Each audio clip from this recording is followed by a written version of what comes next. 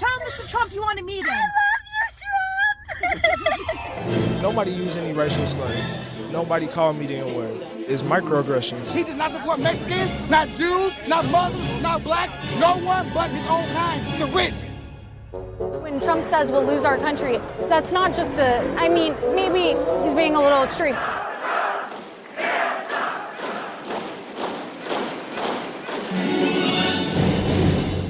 Hello, welcome to Trumpcast, the show about the proud, loving owner of a 6'6" boy named Eric, Donald Trump. I'm Leon Neyfakh, your guest host until Jacob Weisberg comes back from vacation, which I'm told will be next week. We're recording this on Friday afternoon at the end of a long and painful week that saw two high-profile police killings and a terrifying rampage in Dallas that left 5 law enforcement officers dead. Trump hasn't really been top of mind, not just because there have been more urgent things to think about, but because, for once, he has largely declined to put himself at the center of the discussion. He did issue a short statement on the week's events, which said, in words that he almost certainly didn't write himself, that we, quote, must restore the confidence of our people to be safe and secure in their homes and on the street. The statement even included an acknowledgement that what happened in Minnesota and Louisiana was not law enforcement as usual. He got the details slightly wrong, calling both victims motorists, but he did call the shooting senseless and tragic. So there's that. Anyhow, in light of all that's happened, you can consider this episode a diversion. In it, I'll be talking to a really interesting guy named J.D. Vance, the author of a new book called Hillbilly Elegy, a memoir of a family and culture in crisis. J.D. will be talking to us about what the people back home see in Donald Trump, why they relate to him, and what they think he'll deliver if elected president. I hope our conversation gives you a more textured understanding of why Trump's campaign has been so successful. It certainly did that for me. Before we get to all that, though, let's hear some tweets. And fair warning, since Donald's been a little quiet lately, we dug back into his archive and pulled out a couple of old winners. At Wall Street Journal is bad at math. The good news is nobody cares what they say in their editorials anymore, especially me. I hear that Sleepy Eyes at Chuck Todd will be fired like a dog from rating-starved Meet the Press. I can't imagine what is taking so long. At Mark Halperin works so hard, but just doesn't have a natural instinct for politics. Others do, and those are the people you want to follow. Uncomfortable-looking NBC reporter Willie Geist calls me to ask for favors, then mockingly smiles when he is told of my high poll numbers.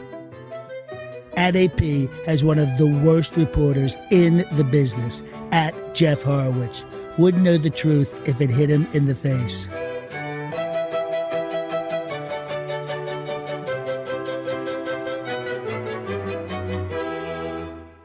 Joining me now is J.D. Vance, the author of the new book Hillbilly Elegy.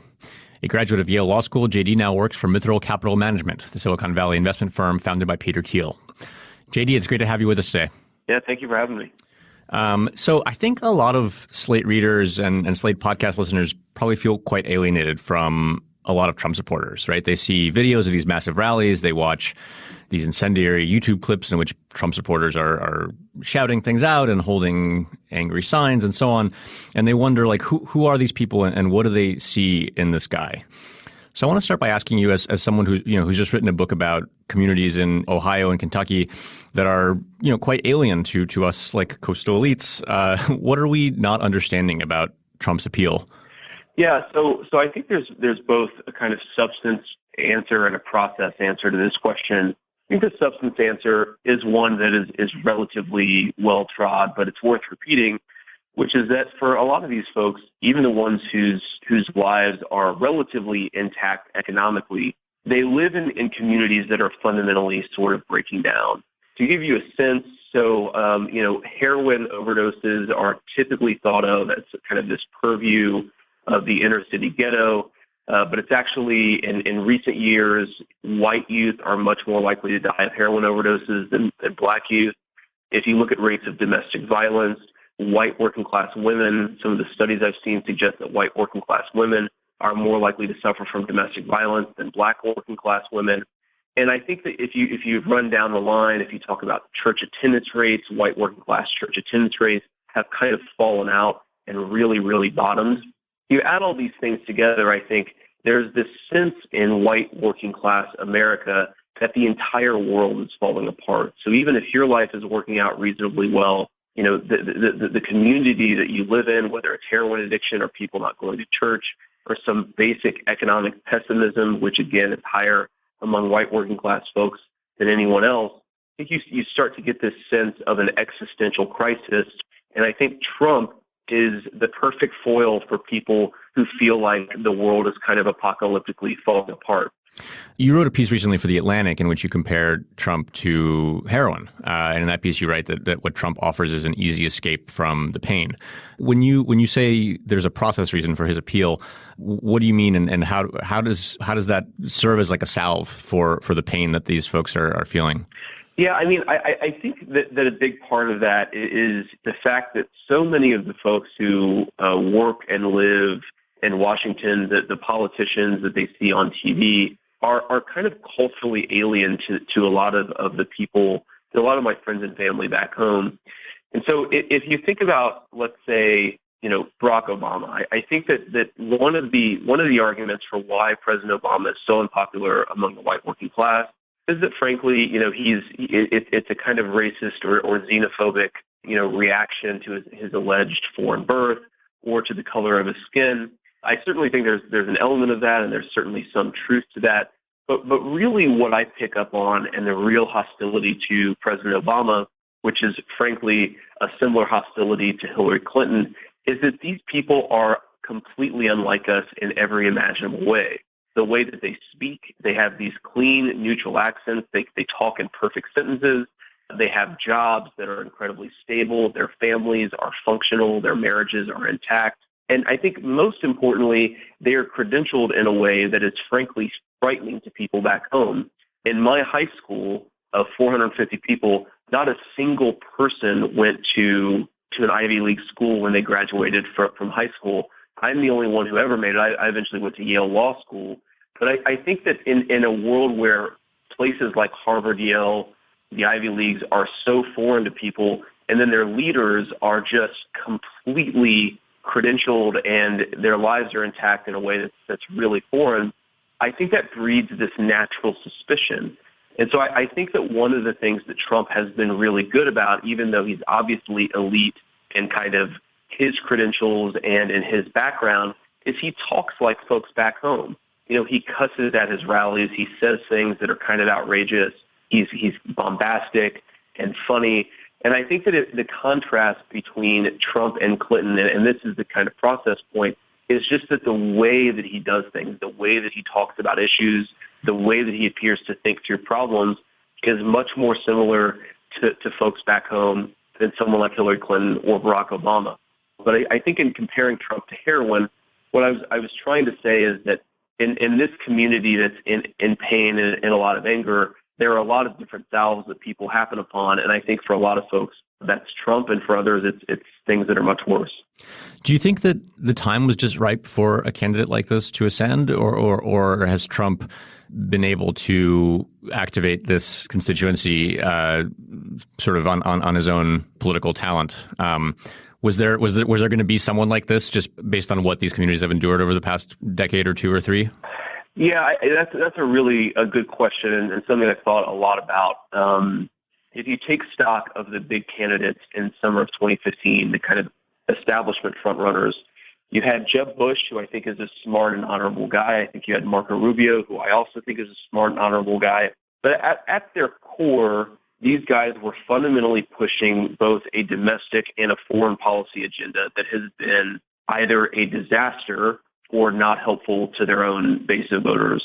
I think in some ways they're really pro-trade, the pro-tax cut, the pro-Wall Street domestic agenda combined with a foreign policy agenda that was effectively an apology for Bush foreign policy failures that really impacted Republican voters the most. And I'm happy to explain why. I mean, because literally their children went to fight in these wars, you mean? Exactly. If you look at the demographics of especially the combat deaths in the U.S. military, you're talking about working and middle-income voters, not extremely poor, not extremely wealthy, who live in the South, primarily the South and in rural areas. It's not surprising that the military, I think 70 to 80% of the military voted for George W. Bush's reelection. These folks, I think, are, in hindsight, are really, really appalled by the Bush foreign policy failures, both for very personal reasons. My kid went to war and died. She lost a leg and so forth, but also for reasons of pride of for me, and I'm a Marine veteran, for me, the Iraq War was kind of the signal event of my entire life to this point. Mm-hmm. And when I look back on it, it's hard not to feel at least a little ashamed at what we, at the end of the day, didn't accomplish, even though I'm obviously very proud of the people I served with. So I think that there's this sense in which the Republican elites really created a vacuum, and we shouldn't be all that surprised that somebody like Donald Trump filled it. Have the people in the communities that you write about in the book, I guess in the places where you grew up, they've traditionally been Republican voters, right? I mean, I ask that because to read your description of what life is like in Middletown, Ohio, and Jackson, Kentucky, it's not like exemplary of conservative values as you sort of typically imagine them. You're describing families that suffer from instability and individuals who are turning to drugs. You write in a quite unvarnished way about what you see as laziness on the part of young people who are not working. Why do conservative values, which I associate with like strong nuclear family ties and work ethic, et cetera, resonate in such places? Even if a lot of folks aren't living those values, the people that they most looked up to, whether it's their parents or grandparents or even great-grandparents, in some ways really were exemplars of those values. The kind of church attendance rates right now are really low, but church attendance rates 30, 40 years ago were extremely high. And so I think it's maybe just entirely predictable that people who aren't going to church still really admire, let's say, people who did go to church and still admire the faith, even if it's in a sort of abstract way as opposed to a lived personal way. There aren't a whole lot of things to gather together about when you're in these communities. I write that there are a lot of community organizations and community groups that are trying in some ways to fill the void, like Narcotics Anonymous or Alcoholics Anonymous, but really just aren't succeeding on the scale that church used to have. And it's one of the few things when you go back home that nearly everyone has an opinion on. Uh-huh. Right? I mean, Trump is the one thing that it immediately turns everybody into, a kind of conversation friend. And so there is this sense in which Trump just provides community and provides something to talk about for a group of people who really have lost most of the institutions of community in their own lives. Right.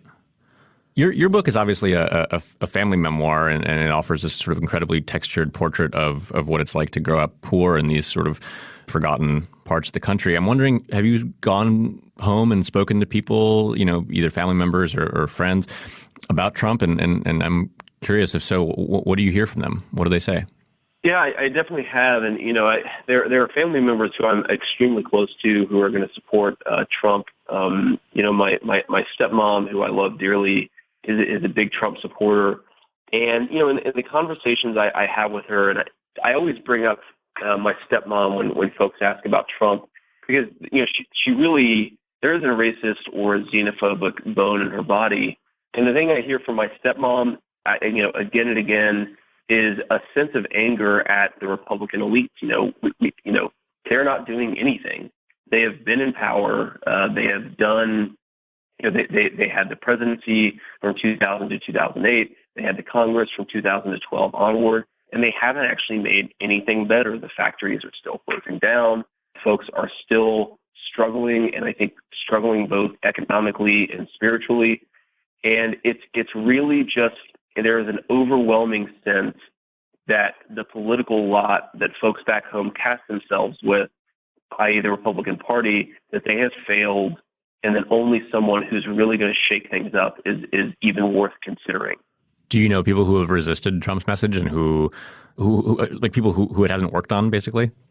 Yeah, I think the most common group of people back home for whom Trump's message hasn't worked, it's definitely people who are extremely religious. Okay. It's the folks who are multi-week church attendees.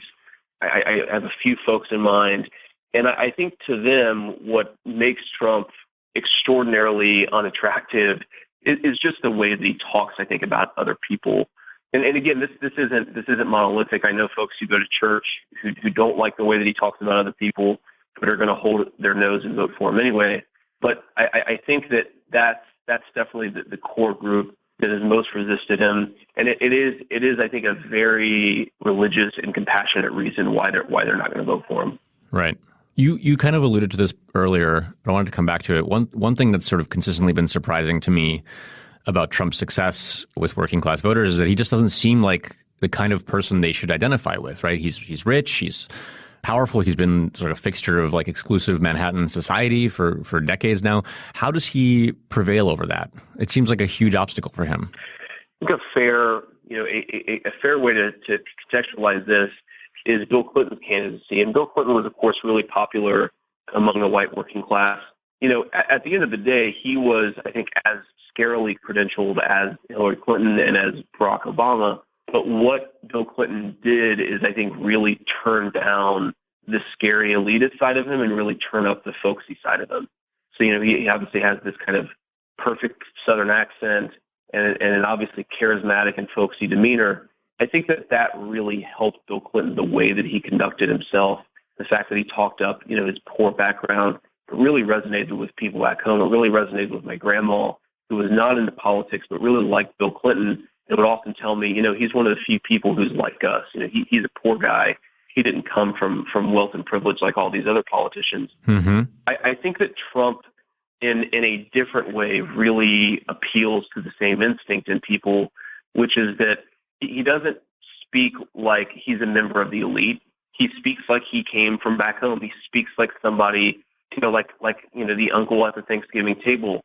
And I think that really immunizes him to charges of elitism, because what people see as elitism isn't necessarily money, and it's not necessarily privilege in and of itself. I think it's a cultural value. It's a way that people perceive how others think about them, how others conduct themselves in their daily lives. And I think Trump, for all of his wealth and privilege, acts like someone from the middle part of the country and not like a coastal elite. And that's really that really resonates with people, I think. Well, so what do you think, JD, it would take for these voters to realize that Trump's not one of them, right? I remember reading something a few months back about an interview that Trump gave to the Times editorial board, in which he said something along the lines of, and I'm not actually quoting here, but it was something like, these crowds, they're easy. As soon as I start to lose them, I just say my thing about building a wall and they all just cheer like crazy, which read to me as contempt. And when I saw that, I was like, okay, well, this is clearly going to breed resentment towards him, and people are going to come to the conclusion that actually this guy is just working us. But obviously that didn't happen. I wonder, do you envision a situation in which Trump loses these people's support? Yeah, I think the bar is so low that a lot of people do think that Trump is working them. They think that's true of everyone else. And at least, in some ways, Trump is trying to be responsive, and I think that's enough. I don't think that a single quote or a single statement is ever going to really erode Trump's support. I think that there are a couple things that would. One is, I think a series of statements or a series of attempts to appeal to what might be called the cultural left, I think would really, really damage his credibility among the white working class. The problem is that Hillary Clinton is such a creature, I think, of what they see as cultural elitism, that even though they may lose some affinity for Trump, it's hard for me to see them completely jumping ship this late in the game. So frankly, I think that what is going to really change people's minds about Trump is, one, as scary as it sounds, seeing him govern and recognizing that he cannot effectively govern being the way that he is, that he cannot make their lives greater, that he cannot make the country greater. I think that would, seeing that as an actual act of governance would really, really turn people against him. And at the end of the day, I think the thing that I try to think the most about is, well, what do we do after Trump? Because I don't think that people are going to naturally gravitate away from him. J.D. Vance is the author of Hillbilly Elegy, a brand new book, which you should check out. J.D., thanks so much for being on the show. Great. Thank you. That is it for today's episode of Trumpcast. The show is produced by Jason DeLeon, who has the heart of a hillbilly. Slate's executive producer is Steve Lichtai, who has the brain of a mountain goat. Andy Bowers, who has the soul of a hot spring, is our chief content officer. Special thanks to John DiDomenico, our voice of Donald Trump. I'm Leon Neyfakh. Thanks for listening to Trumpcast.